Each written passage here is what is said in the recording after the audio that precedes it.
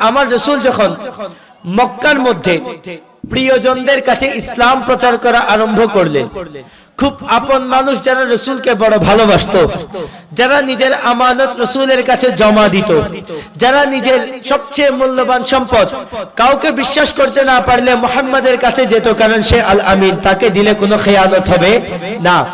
সেই মানুষগুলা যখন রাসূলে পাক দাওয়াত দেওয়া শুরু করলেন লা ইলাহা ইল্লাল্লাহ, আল্লাহ ছাড়া কোনো ইলাহ নেই, তখন তারা বলতে আরম্ভ করলো যে আমার বাপদাদা একটা জিনিসের ইবাদত করে আসছে, আব্দুল্লাহর বেটা মুহাম্মদ আমাদেরকে ওই জায়গা থেকে সরাতে চাচ্ছে, তার বিরুদ্ধে এখন অ্যাকশন নেওয়ার দরকার আছে, অ্যাকশন নেওয়ার দরকার আছে।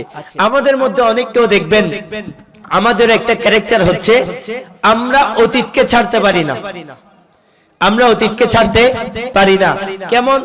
আমরা এক সময় এই আয়োজনগুলো করতাম না, এখন হচ্ছে, তারপরে আমি আসতেছি না, কারণ কি এক সময় আমি বসতাম না, এক সময় আমি বসতাম না, এক সময় সবে বরাত হইতো না, হয়তো অনেক এলাকায় হইতো না, কিন্তু এখন হচ্ছে। উলামায়ে কেরাম কোরআন হাদিস থেকে আলোচনা করার পর অনেককে বলছে না এক সময় করি নাই, জোয়ান বয়সে করি নাই, এখন আর করে লাভ কি? ওই আমরা পূর্বের রসমটা ছাড়তে পারি না। তো এটা একটা কাফেরদের অভ্যাস, তারা বলছে আমরা বাপ দাদার ধর্ম ছাড়তে পারবো না। যতই আপনি হক বলেন বাপ দাদার কাজ ছাড়া যাবে না। তো আল্লাহ আমাদেরকে এই জাতীয় অভ্যাস থেকে হেফাজত করুক, সবাই বলি আমিন। তো যখন উলামায়ে কেরাম কোরআন এবং হাদিস থেকে সত্যের দাওয়াত দিয়ে দিবেন, হকের কথা বলবেন, আপনি এত জীবন মিলাদ কিয়াম করেন নাই, কোনো অসুবিধা নাই, যখন উলামায়ে কেরাম কোরআন হাদিস থেকে প্রমাণ করে দিবেন, তখন আর করতে কোনো গাদ্দারি করা যাবে না।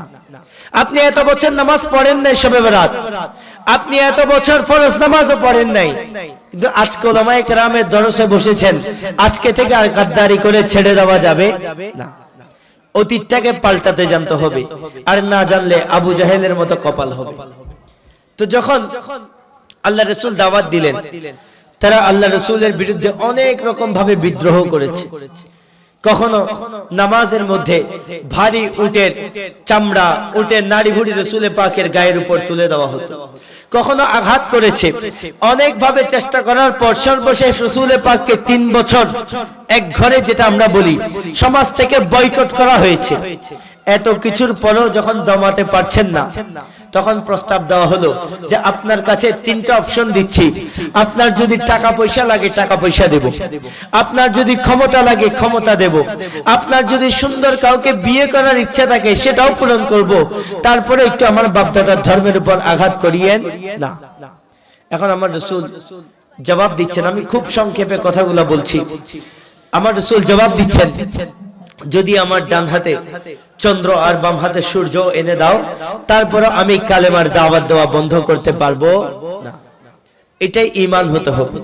এখন আমাদের ঈমান নেতাদের টাকার উপর বিক্রি হয়ে যায়, নেতাদের টাকার উপর ঈমান আমরা বিক্রি করে দিয়ে চলে আসি। 5 ওয়াক্ত নামাজ পড়েছি, রোজা রেখেছি, বড় বুজুর্গ, মসজিদ কমিটির সভাপতি, মসজিদ কমিটির বড় দায়িত্বশীল, মসজিদে সবার আগে যায়, ইমাম সাহেবের ভুল সবার আগে ধরি, কিন্তু যখন নির্বাচন আসে তখন ঈমানটাকে পকেটে রেখে দিয়ে তারপর নির্বাচনের কাজ করতে যাই। এরকম মানুষ আছে না নাই? আমার রাসূল বলছেন না, চন্দ্র সূর্য দুইটা যদি হাতে এনে দাও, তারপরও আমাকে পরিবর্তন করা যাবে না। এখন দেখছে আর কোনো উপায় নেই, তখন তারা দারুন নাদওয়াতে বসে একটা ডিসিশন নিল যে এক কাজ করি, তাহলে আমরা সবাই মিলে সব গোত্র থেকে যারা তরুণ আছি, ইয়াং যারা আছি, তাদেরকে একটু এক জায়গায় আনবো, আজকে রাতে মুহাম্মাদের গর্দান ফেলে দেওয়া ছাড়া আর কোনো উপায় নেই। একটু জোরে বলি না নাউজুবিল্লাহ। গর্দান ফেলে দেওয়া ছাড়া কোনো উপায় নাই। আমার আল্লাহ আমার রাসূলকে ওহী করে দিলেন যে আজকে একটা কুমন্ত্রণা হয়েছে, একটা বৈঠক হয়েছে, এই বৈঠক থেকে আপনাকে কতল করার ডিসিশন আসছে। ইয়া রাসূলুল্লাহ, আপনি একটু হিজরত করেন। আমার রাসূল রাতের বেলা হিজরতে বের হলেন, ঘরের চারপাশে কাফেররা ঘিরে রেখেছে যে পেলেই মেরে ফেলবে। আমার রাসূল সবার সামনে দিয়ে বের হতে হবে। আল্লাহ বলছেন একটা কাজ করেন, অল্প একটু মাটির টুকরা নেন, কঙ্কর নেন, বালি নেন, নামার পর সেটা আপনি ছিটিয়ে দেন। এবং আমার আল্লাহ বলছেন যখন এটা ছিটিয়ে দেওয়া হচ্ছে সবার চোখে পড়ে গেল। প্রশ্ন আসতে পারে আমি নিক্ষেপ করলে সামনে যায় পিছনে যায় না, বরং বেশ কম হলে অনেক সময় আমার চোখে পড়ার সম্ভাবনাও আছে, কিন্তু আমার রাসূল নিক্ষেপ করলে চারদিকে হাজার হাজার যত যুবক আছে সবার চোখে কেমনে পড়ে?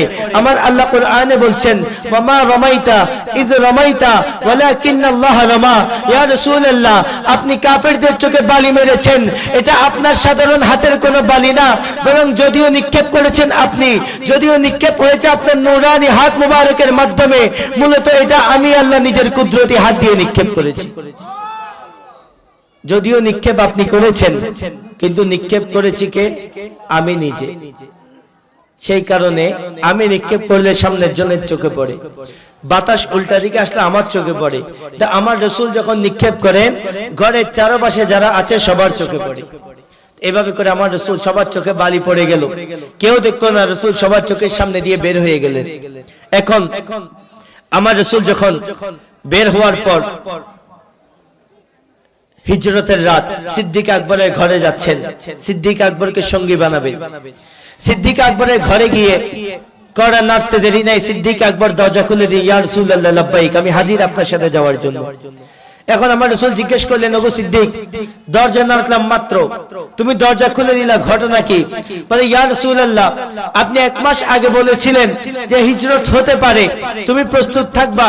ইয়া রাসূলুল্লাহ বিশ্বাস করেন আপনি যে রাতে বলেছেন হিজরত হবে, আমি আবু বকরকে আপনার সাথে নিয়ে যাবেন, সেই রাত থেকে আজ পর্যন্ত আমি সিদ্দিক বিছানার সাথে রাতের বেলা পিঠ লাগাইতে পারিনি। এরপর রাতের বেলা বের হয়ে গেলেন, চারদিকে বিপদ আর বিপদ। কাফেররা ডিক্লেয়ার করেছে যদি মুহাম্মাদের মাথা এনে দিতে পারো 100টা উট দেওয়া হবে। কয়শো উট? 100 উট। যদি মাথা আনতে পারো 100টা উট দেওয়া হবে। অনেক কেউ মক্কার অলিতে গলিতে ঘুরে বেড়াচ্ছে, যেখানে পাবে ধরে আনা হবে, কারণ পুরস্কার আছে। 100 উট মানে বর্তমান বাজার দরে প্রায় 5-6 কোটি টাকা। তৎকালীন সময় একটা উট টাকা ভাগ্যের ব্যাপার ছিল, সেখানে 100টা উট দেওয়া হবে। মোটামুটি ওই সমাজে পয়সাওয়ালা হওয়ার জন্য আর কিছু দরকার নাই। এখন 100টা উট সবাই ঘুরছে। মক্কার এক বিখ্যাত কিছু বর্ণনায় আসছে ডাকাত ছিল সুরাকা বিন মালিক। সুরাকা বিন মালিক সে তরবারি নিয়ে ঘুরতে বের হলো, কোথায় মুহাম্মদকে পাবো আর ধরে নিয়ে চলে আসবো, 100 উটের মালিক হয়ে যাব। এখন রাসূল পাক সাল্লাল্লাহু আলাইহি ওয়াসাল্লাম সিদ্দিক আকবরকে নিয়ে যাচ্ছেন, এদিকে সুরাকা পিছনে ধাওয়া করতে করতে কাছাকাছি চলে আসছেন, একদম কাছাকাছি। সিদ্দিক আকবর রাসূলকে বলছে ইয়া রাসূলুল্লাহ আর কিছুক্ষণ পর তো সুরাকা আমাদেরকে গ্রেফতার করে ফেলবে, আমরা দুইজন, সে একজন, কিন্তু তার হাতে অস্ত্র আছে, তার হাতে অস্ত্র আছে। এখন আমার আল্লাহ দেখেন আমার রাসূল আল্লাহর দরবারে ফরিয়াদ করলেন, ওগো আল্লাহ সুরাকা বিন মালিক তো আমাদের পিছন কাছাকাছি চলে আসছে, এখন আমরা কি করব? তখন আমার আল্লাহ রাসূল পাক সাল্লাল্লাহু আলাইহি ওয়াসাল্লামকে শিখিয়ে দিচ্ছেন, বলে সুরাকা আপনার কাছে আসছে ঠিক, কিন্তু ইয়া রাসূলুল্লাহ আপনি মাটিকে অর্ডার করুন, মাটি ব্যবস্থা নিয়ে নেবেন, আপনার কোনো ব্যবস্থা নেওয়ার দরকার নাই। আমার রাসূল মাটিকে অর্ডার করেছেন খুজিহি ইয়া আরদ, হে জমিন তুমি সুরাকাকে ধরে ফেলো। এটা বলতে দেরি নাই, জমিন সুরাকাকে গ্রেফতার করে ফেললো, জমিন সুরাকাকে গ্রেফতার করে ফেললো। এখন সুরাকা বড় টেনশনের মধ্যে আছে, বলে আমি ধরতে গেলাম আর অল্প পরেই ধরে ফেলতাম, কিন্তু মুহাম্মাদের জবান থেকে বের হতে মাত্র মাটি আমাকে আটকাই ফেলছে। সুরাকা মনে মনে অবস্থা খারাপ, কারণ মাটির মধ্যে তার দুইটা পা, তার উটের দুইটা পা আটকে আছে। এখন সুরাকা রাসূলের দরবারে ফরিয়াদ জানাচ্ছে যে আপনি একটু আমার জন্য দোয়া করেন, আমি ছাড়া পেলে এই যে পালাবো আর আপনার দিকে ফিরেও তাকাবো। তখন আমার রাসূল বলছেন সুরাকা মাত্র 100টা উট পাবা, 100টা উটের লোভে তুমি আমাকে ধরতে আসছো। আমি রাসূল ভবিষ্যৎবাণী করছি, যখন ইরান বিজয় হবে, ইরানের রাজার স্বর্ণের মুকুট মুসলমানরা তোমার মাথায় পরিয়ে দিবে। তোমার মাথায় ইরানের রাজার স্বর্ণের মুকুট আসবে, আর তুমি সামান্য 100 উটের জন্য পাগল হয়ে গেলা।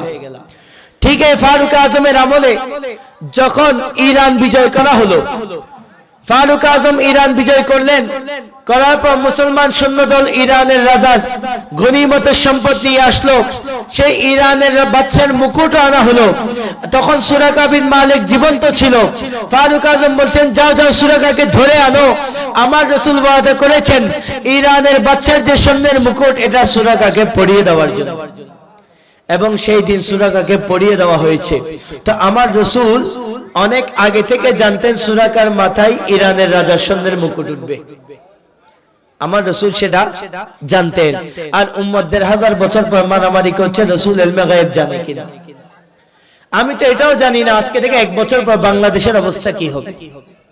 1 বছর তো দূর কি বাত, মার্চ মাসে, এপ্রিল মাসে বাংলাদেশের অবস্থা কি হবে এই গেলাম আমার কাছে নাই। অথচ আমার রাসূল, রাসূলের জামানার পর, সিদ্দিক আকবরের জামানার পর, ফারুক আজমের জামানায় ইরান বিজয় হবে। সেই ইরান বিজয়ের পর স্বর্ণের মুকুট আসবে। সেই স্বর্ণের মুকুট কার মাথায় উঠবে সেটাও আমার রাসূল জানে। আওয়াজ দিয়ে বলি না সুবহানাল্লাহ।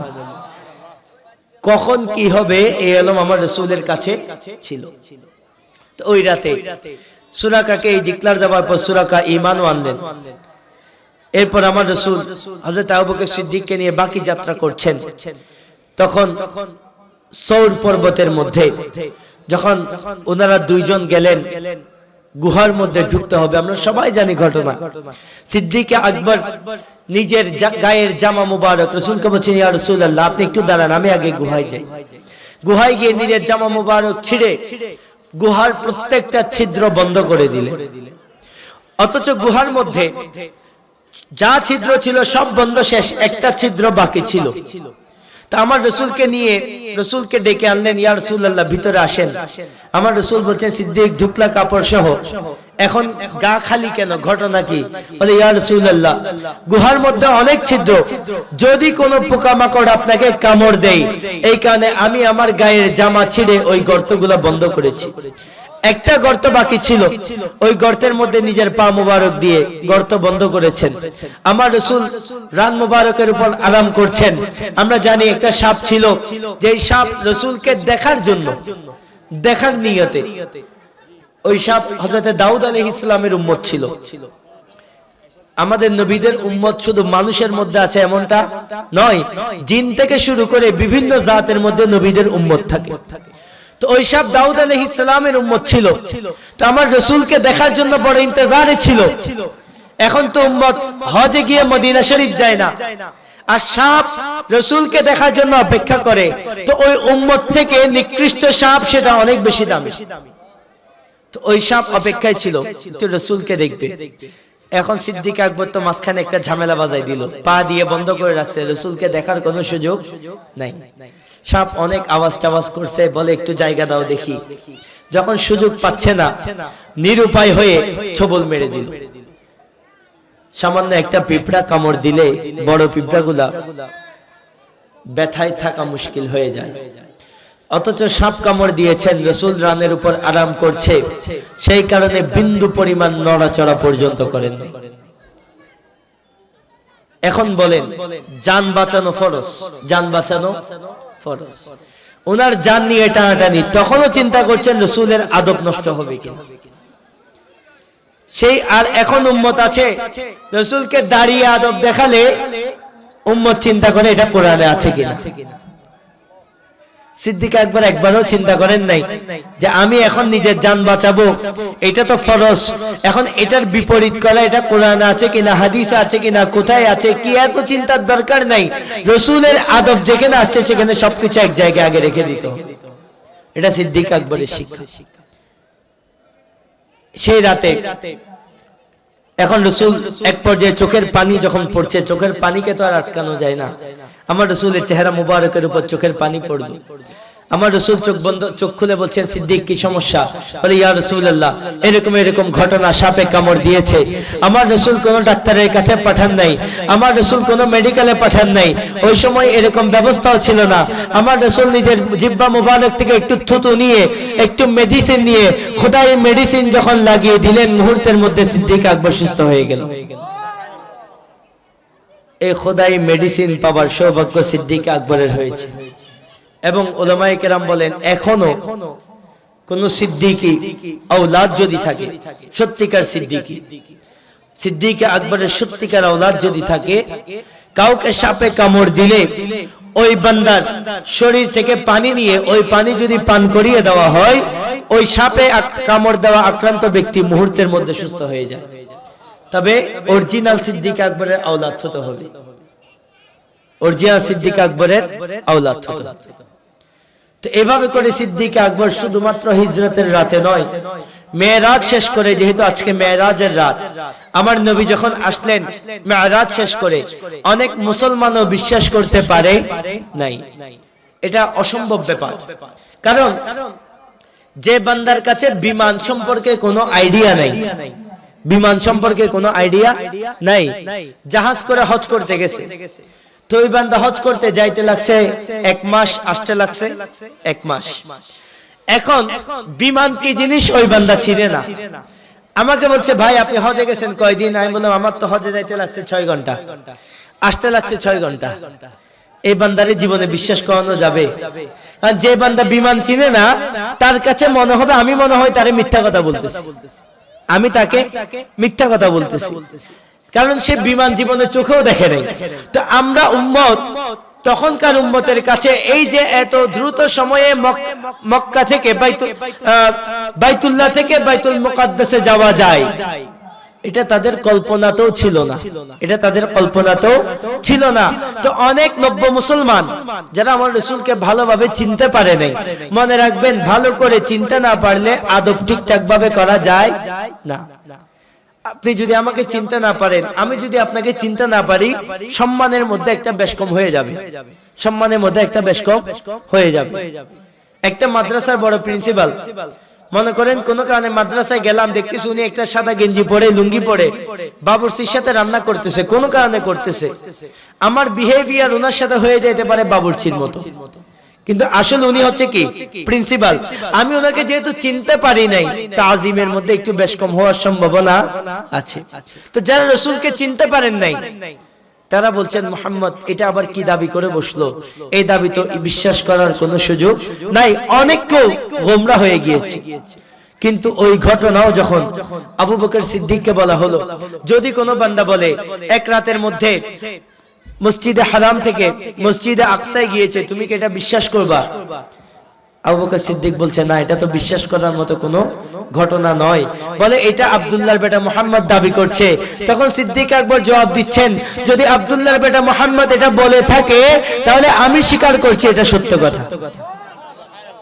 দুনিয়ার আর কারো জন্য এটা বিশ্বাস করি না, কিন্তু আমার নবী যদি বলেন, এটা অবিশ্বাস করার কোনো সুযোগ নেই। এই কারণে আমার রাসূল পরে ওনাকে উপাধি দিলেন সিদ্দিকে আকবর, সিদ্দিকে আকবর। আরেকটা মাসালা ক্লিয়ার করে দিয়ে আমি আলোচনা শেষ করে দিব। দেখেন, সিদ্দিকে আকবর সবচেয়ে বড় সত্যবাদী, সবচেয়ে বড়, আমার নবী থেকেও বড় সত্যবাদী,